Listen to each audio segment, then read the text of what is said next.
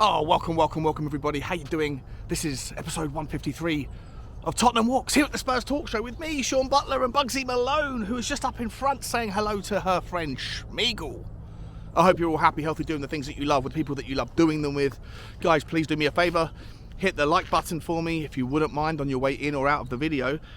Drop the notification bell button a little push. Smash a comment in the section below. Let me know your thoughts on the video.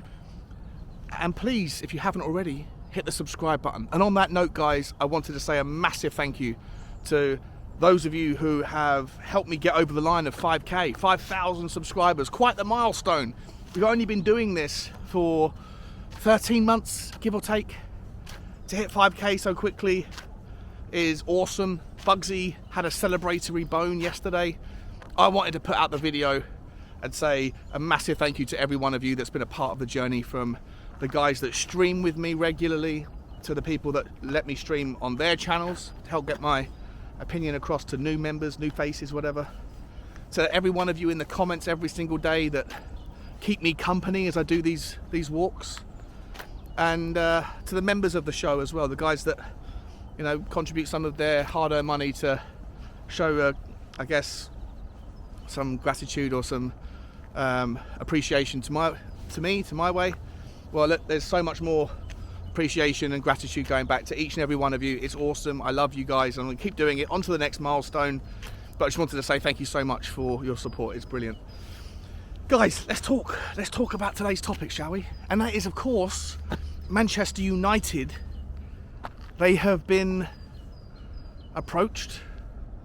Apparently, it's almost all done by a Qatari investment group. Now, before you get too disappointed, allegedly it's not the same as the previous Qatari sports investment group that Tottenham were interested in. But late last night, a couple of things were dropped on Twitter from Mike Keegan, morning, of the Daily Mail. He said in an exclusive, the Qatar-based investment group to bid for Manchester United that would arm Erik ten Hag with huge transfer kitty aimed at taking the club back to the top of world football. They're excited by the project and confident their bid will be the strongest. You can read about that on the Daily Mail. And then following that, Chris Wheeler, more of an ITK from what I understand, for Manchester United, said the Emir of Qatar, head of its absolute monarchy, Sheikh Tamim bin Hamad Al Thani, is a committed United fan who is well aware of the club's history, and followed up with insiders on the Qatari investment on Manchester United have given a quote to him saying there are significant funds available. These people are serious. They want to make sure that United are where they should be, and they are confident theirs will be the strongest bid. And guys, as I said before, this isn't the same group, as far as I understand, that have been in talks with Tottenham Hotspur.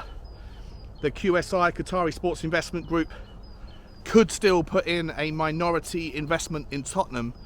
Up to 25 to 30% of the ownership could belong to these Qataris, to compete with people from their own nation who it looks like have limitless funds of money, who would be taking over Manchester United in full.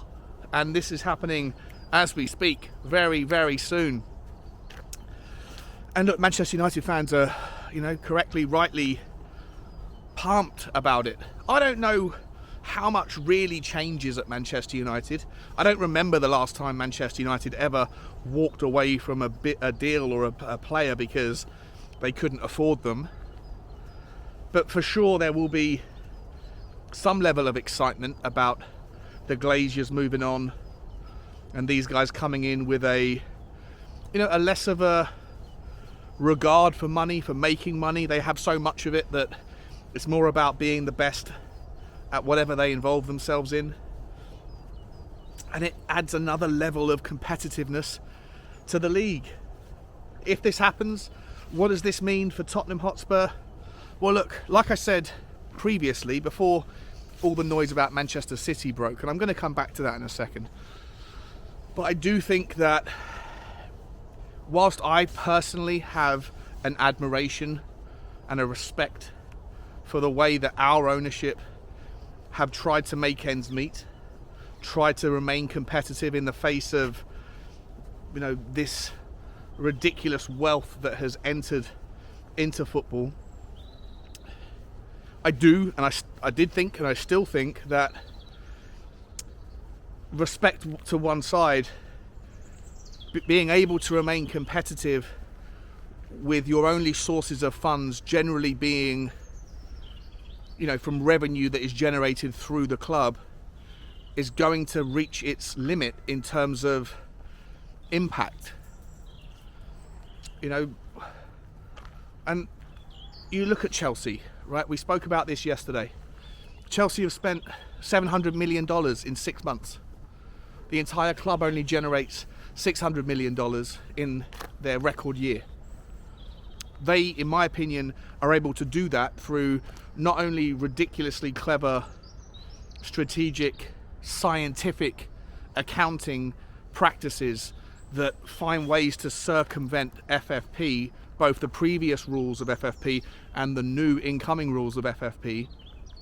But I also think that part of that story is because of the corruption that existed in the previous ownership that allowed them to run with $1.5 billion of debt that was then written off when Abramovich sold the club and put the money into a fund that was for the victims of the war in the Ukraine. All of that paper trail has, as far as I can tell, left a residual mark that shows that the debt was written off, rather than Todd Boehly paying a fee that didn't have the debt included on it, or did, and it was just higher as a consequence, lower as a consequence.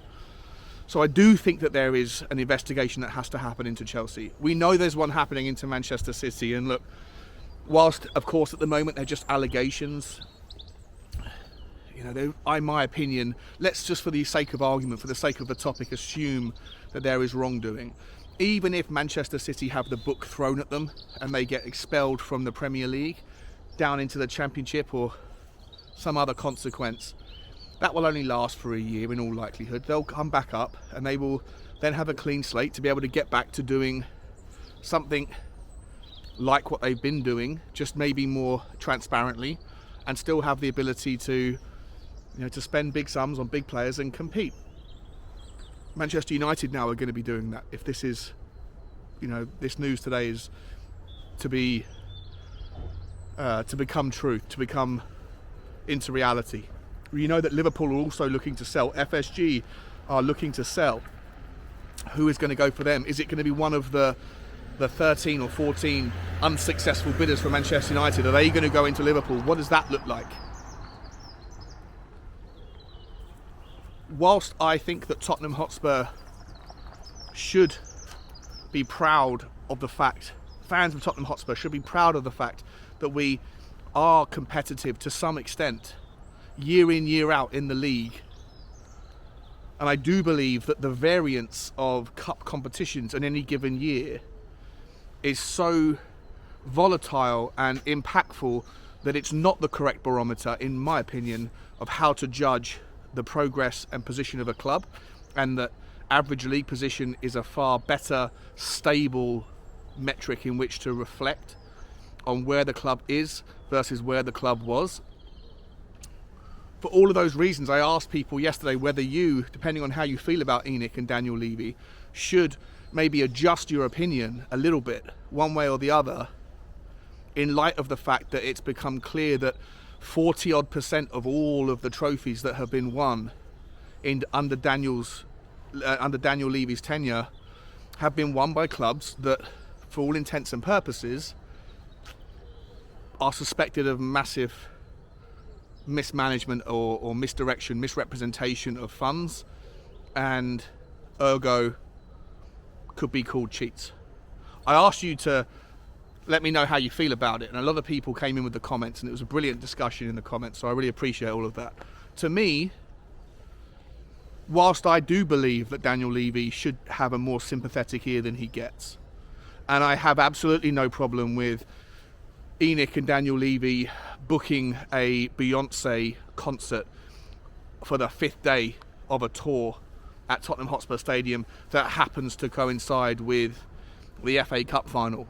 And I see people on Twitter going mad about it, like it's a fait accompli that Tottenham will be there anyway. But also, to me, they're missing the bigger picture that they've made it clear in that Tottenham Hotspur Supporters Trust question and answer session that they are going to have to generate as many revenue streams as possible to remain competitive. And so for me, those things should be encouraged and applauded, acknowledged, accepted, because that is the only way, absent some other form of investment, that we are going to remain competitive in the face of a new era that now has Manchester United back at the table, back at the very top table, competing with limitless funds in a system where FFP is designed to protect the integrity of the game, but under which the new rules almost allow more flaunting of financial capabilities of people whose biggest and first interest is to hide the sources of money, not to find the sources of money.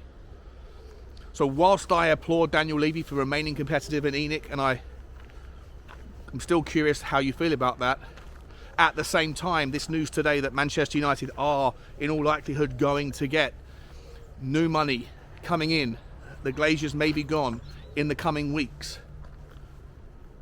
I think that you still have to shake hands with reality and encourage Tottenham Hotspur and Daniel Levy to find new sources of money as well. And if QSI is the most established relationship in that conversation, that has the highest propensity to actually become a thing, but is also limited by the amount of investment that could come in, I would still probably be in favour of it. Certainly ahead of debt-based investment from anywhere, not just America, but anywhere that would be looking to leverage the club's assets against debt, against interest-based financing. To me, I'd rather have someone come in like the QSI group, if they could participate and work alongside ENIC and Daniel Levy, allow Daniel Levy to focus on the things that he does best, but also allow us to have some sort of money coming in that can compete in the short term with the ability to fix those final holes in the squad. 2 centre-backs, a goalkeeper, maybe another striker, or a combative midfielder or a creative midfielder, whatever it is that Conte or whoever the next managerial cab off the rank would be thinks is necessary. Then if we can expedite the process in doing that this summer by having something come in the format of a QSI investment, then I would probably be in favour of it. But that doesn't mean that I'm neglecting or reneging on my appreciation of the track record of Daniel Levy and ENIC at keeping us in a position where we have the ability to have a conversation about what it's going to take for Tottenham to compete for major honours in the Premier League, which I still believe is the best barometer of success. Guys, I'm going to leave it there. Like, share and subscribe. Let me know your thoughts. Are you still in favour of QSI or someone else coming in? What does that look like to you? Let me know if you have a problem with it, or if you're, based on what's happening with Manchester City, if you're more sympathetic and empathetic to the plight of owners that try to live within their means. Love you guys. I'll see you tomorrow. Like, share and subscribe. And as always, bye bye.